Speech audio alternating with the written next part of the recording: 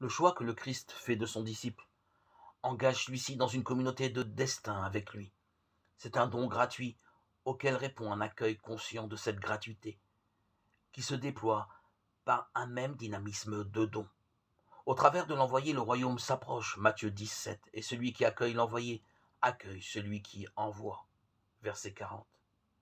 Renier le Christ devant les hommes coupe ce dynamisme de don, isole celui qui, dès lors, n'est plus envoyé.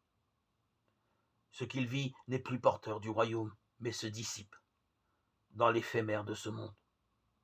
Nous pouvons rêver à une bonne entente universelle, mais la paix annoncée n'est pas une simple cohabitation sans heurts. La parole est un glaive tranchant.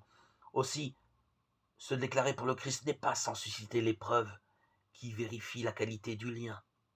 Ce qui n'est pas éprouvé ne peut être attesté. Ainsi, notre attachement au Christ nous provoque-t-il dans nos relations. Même les liens familiaux peuvent basculer en opposition douloureuse. Alors l'union entre le maître et ceux de sa maison, plus forte que la solidarité familiale, a deux conséquences. Ici-bas, c'est l'esprit de votre Père qui parlera en vous, et devant le Père, le Fils se déclarera pour nous. Une telle union parfaite, dès l'origine du côté du maître, et en chemin du côté du disciple. Elle porte la mission, mais elle est aussi